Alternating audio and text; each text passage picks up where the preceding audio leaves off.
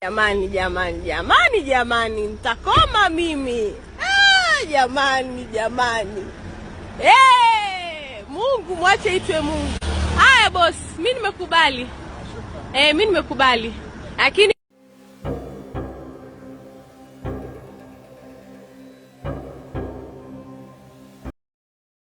tonight, we begin with the fatal shooting of a 28-year-old car dealer in Nairobi's Kilimani area. On August 21st, 2020, what started as a normal day for a 28-year-old man would end in tragedy. On that tragic day, Kevin Omwenga had invited his friends to a party in his home in Galana Suits, Kilimani. Unknowingly, one of his guests, Robert Bodo, was picking a gun from the office of their boss, and that gun would end his life later that day. Kevin Omwenga lived a fast life, dressed sharply, and drove classy vehicles. He had the money, the cars, the women, and the lifestyle. But behind these designer outfits, shades, and luxury whips, something darker was creeping in. On the surface, Kevin Omwenga, better known by his flashy nickname, Ricchy Rich, was just a 28-year-old with a knack for selling cars and living life to the fullest. But in the underworld shadows of Nairobi's luxury scenes, Kelvin's life was spinning out of control and fast. That night, a bullet would tear through his posh apartment in Kilimani, ending it all. The factors surrounding his demise were a Seska pistol, a shady gold deal, and a bodyguard gone rogue. Hello and welcome to Dark Hour Docs, where shadows speak and the truth finds light. Today, we dive into the horrifying murder of Kevin Omwenga and the mysterious web of power, betrayal, and gold scams that led to his untimely death. Viewer discretion is advised.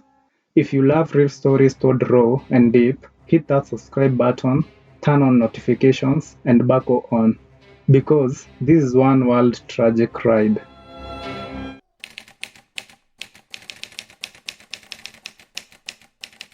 The story of Kevin Omwenga never started with gold, cars, or Dubai. It started in a quiet village called Soko, tucked in Kisii County in western Kenya. Omwenga was born on 20th February 1991 and was the youngest son in a modest family. His father, Omwenga Sr., passed away when Kevin was just 2 years old. He therefore left behind a grieving widow and 3 young boys. These were Vincent, Wycliffe, and Kevin Omwenga. In Kisii, life was tough. Their mother, now alone, had no choice but to carry the weight of the entire household on her back. She hustled to raise her kids, struggled, and never gave up. Despite these struggles, Kevin's life of success would come with a twist of fate. Kevin's uncle, who was a brother to their late father, stepped in. He took the boys under his wing and gave them hope. Kevin grew up under his uncle's roof, and though money was tight, he got the basics. He had school fees, a roof over his head, and food. He later joined Kisumu Boys High School, where his brilliance in class stood out. But despite his academic promise, financial constraints meant further education was out of reach. Without a college education and a job waiting back at home, he made a decision that would change his life forever. He asked his uncle to help accommodate him in Nairobi to pursue his dreams. And in April 2013, carrying nothing but hope and hunger for success, Kevin landed in Nairobi.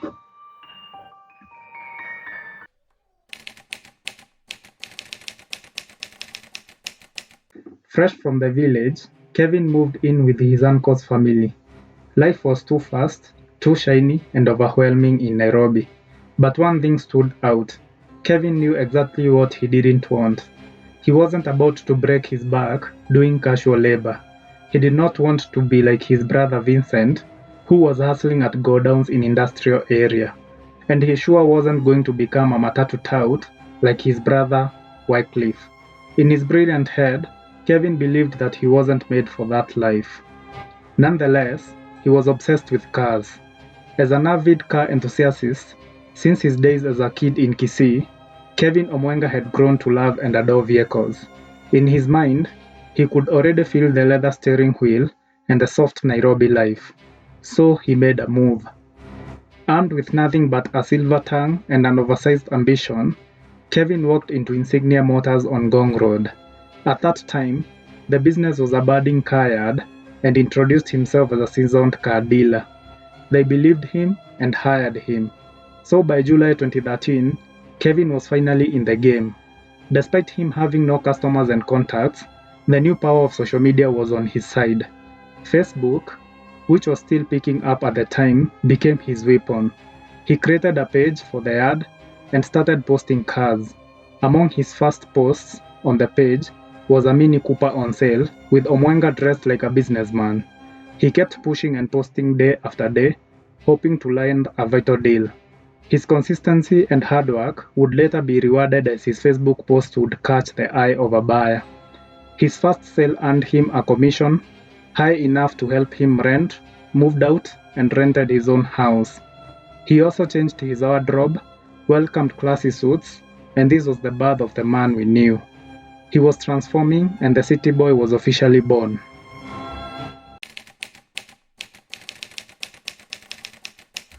Now, let's be real. Once the money started flowing, Kevin didn't hold back. Tea and soda were now not part of his bucket list. Kevin started sipping cognac and popping Bel Air. He was still showing up to work, but now with swag and confidence. He acquired clients who trusted him to sell high-end machines. By doing this, Omwenga became one of Nairobi's youngest luxury car dealers. He was self-made, street smart, and social media sharp. During this time, Kevin came across a Belgian woman of Ugandan descent known as Ricchy Rich. He quickly fell in love with this woman despite the long distance. Hi everyone, my name is Babs Juma. So I want to clear some rumors that I've heard that are going around in the social media, especially to those people that they're blaming me for not being there for their brother. So of late I received phone calls, texts and messages in my IG from the people that followed me, asking me questions, what really went wrong. She lived abroad, seemed as if she had a lot of money, and this was what Kevin was attracted to the most. Omwenga claimed to own the car yard, which Ricchy found impressive at this young age. So she fell in love with him and even flew into Kenya severally to meet him. Kevin was the perfect illusion. He was young, rich-looking, and ambitious. But behind all the glitz, Kevin was broke half the time. All this was an act as he was targeting Ricchy's money. Ricchy's soft loans would come in handy for Omwenga when business slowed down.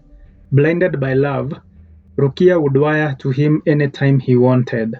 She even asked him to relocate with her to Germany, but Kevin declined. He decided to stay in Kenya and maintain their long-distance relationship a while. That's when Ricchy noticed that Omwenga was obsessed with his nightlife, parties, and drinking buddies, and was never interested in a long-term partner.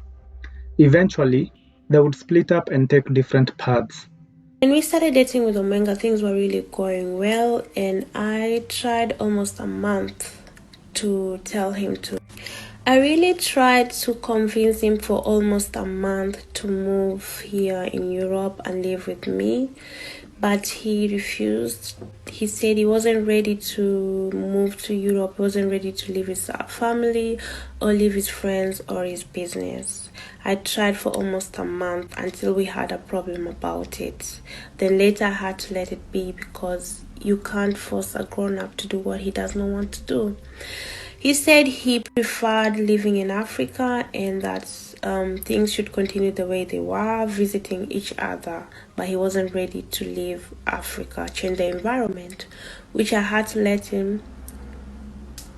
So when I heard that people were busy blaming me for not being there for him, that if I had been there for him, things could have been much different today, I really felt bad and I decided I have to clear the air. But Kevin did not stop there. After this breakup, Omwenga would be caught up in trouble with a client. Through an online post, one client would report Omwenga to his company for trying to con her. The client said that she had purchased a car 2 years ago from Insignia Motors, but meant issues transferring the logbook. The man in the middle of this saga was Kevin Omwenga, who was the agent. The client claimed that they had tried conning her of the car and the money. She even involved police, which failed to work as they were on his payroll. She also claimed that they ended putting the logbook in the wrong name. So Omwenga was fired from Insignia Motors. Despite him being fired, he quickly bounced back with another job at Lystra Motors in Lavington. Here, he continued selling top car brands. This would usher him into a new circle of buyers who he probably shouldn't have messed with.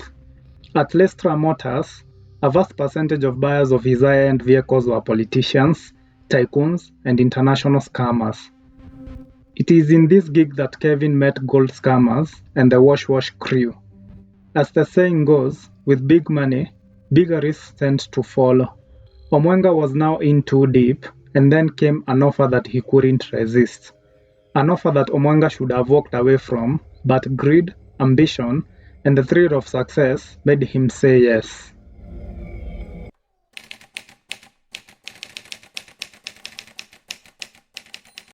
By now, Kevin was quietly achieving everything that a young Nairobian would dream of.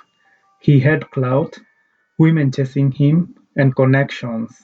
He even moved from his one-bedroom house into a luxurious Galana Suites apartment whose rent was Kenya shillings 150,000 every month. However, his next move would change his fate forever.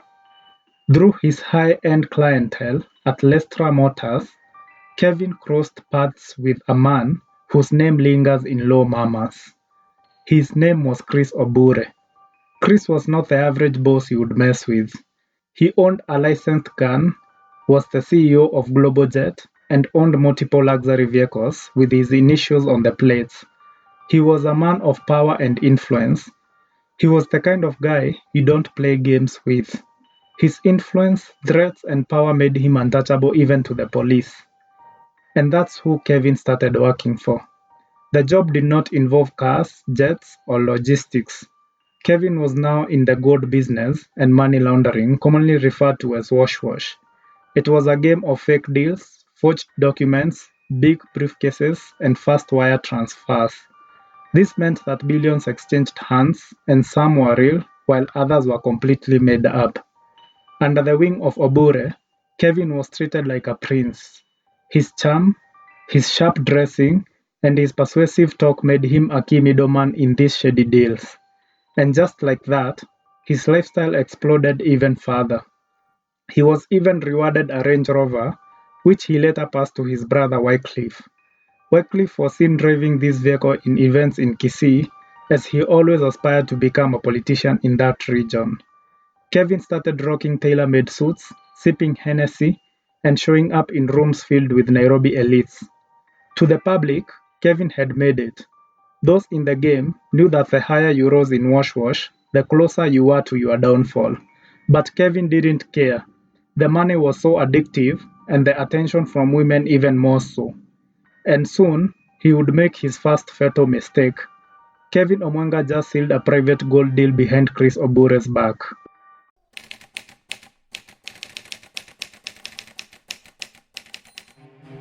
You see, in the wash business, there is one rule. You should not go behind the Don's back. But Omwenga forgot that, or maybe he got too bold. After all, he was now known as Ricchy Rich, the man who had gifted his brother a Range Rover. The same man who, after crashing that same Range Rover while drunk, flew to Mombasa and bought a Porsche Panamera without blinking. Kevin was so rich and videos circulated online, with his Porsche parked outside and friends attributing his money to his hustle. Congratulations, bro. Thank you, my brother. Thank you. Yeah. Yeah, what to the hustle, man. Straight up.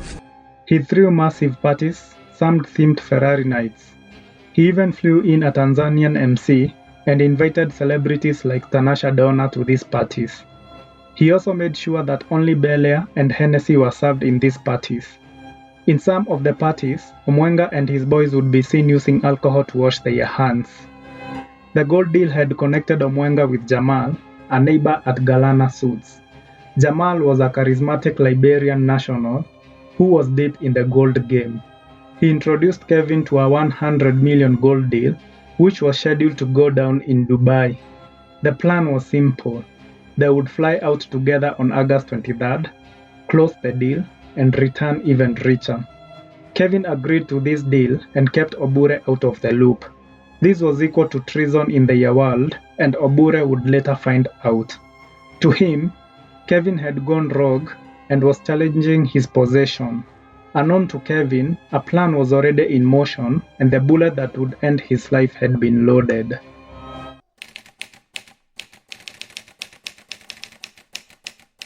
On 21st August 2020, Kevin Omwenga woke up in his luxurious Galana Suites apartment like a king. He had already purchased a Dubai ticket dated 23rd August, meant to deal a 100 million mega deal. On this day, plans were already in motion for a party meant to celebrate this big deal. Omwenga was unaware of the storm that was brewing. That same morning, Robert Bodo, Obure's personal bodyguard, walked into the Meriton Group offices. This was where Chris Obure kept his Seska pistol. As he moved, he was calm and was communicating through a walkie-talkie. He retrieved the gun and left hours later. Kevin was in the bedroom of his apartment with Bodo. Also, in the house were his brother Wycliffe, Jamal, and a woman named Zamzam Bak. This was Kevin's current Tanzanian girlfriend. He had picked her up earlier from Ngara for a sleepover. A loud bang would be heard as a single shot tore through Kevin's chest and straight to his heart. Bodo was seen by Zamzam leaving the room, looking confused. Between 8:47 p.m. and 10:30 p.m., CCTV footage would show Robert Bodo, Kevin Omwenga, Jamal, and other men come and leave the apartment. Omwenga would later come back at 10:35 p.m. with a woman, and they would be seen talking and giggling. They are followed in by Robert Bodo 4 minutes later and another guy carrying a dish on his hand. However, at around 11:22 p.m., activities around the area changed drastically. The last man to enter the house is seen pacing back and forth, pressing the lift and leaving hurriedly. 2 minutes later, Robert Bodo is seen heading to the lift in confusion. He presses the door and leaves a couple of times. He later enters the lift the fourth time and is seen removing an object from his bag. Robert Bodo would later return holding his bag. CCTV footage later captures Jamal and Wycliffe helping carry Kelvin's injured body with the woman alongside them. Robert Bodo, on the other hand, is seen trying to wipe the blood using a sheet. They carried Kevin's bleeding body into the lift, down to the car, and to Nairobi Hospital. But it was too late. Kevin was pronounced dead on arrival, and Robert Bodo was nowhere to be seen. He had quietly left, returned the gun to the office, and vanished. Obure and Bodo would later be arrested for murder as the firearm was confirmed to be Obure's. But both men claimed innocence. Bodo said that Kevin had shot himself, while Wycliffe denied it completely. Zamzam told police that she didn't hear them argue and that Bodo had exited the room oddly. But none of it made sense. To this day, police say that Jamal disappeared that night also. They claim that he may have fled the country, while others think that he may have been silenced. And just when things couldn't get any darker, the star witness in Kevin's case would also disappear. This was his brother Wycliffe, who was also killed. Whether it was coincidence or cover-up, the Omwenga family was left shattered. A story that had begun with dreams in Kisii ended with blood on a floor in Kilimani, and two brothers are no more. What do you think happened that night? And another thing I want to clear is the allegation that is going around, especially in the media, that I am the lady in the CCTV footage that was shown the night that my ex was killed. I am not the lady because I am in Germany. I was last in Africa in 2019 April, so I can't be the lady. It will be good if they really try and find the real person and stop putting my name in a place where it's not supposed to be. Thank you. This has been Dark Our Dogs, and if you found this story interesting, please like, subscribe, and share.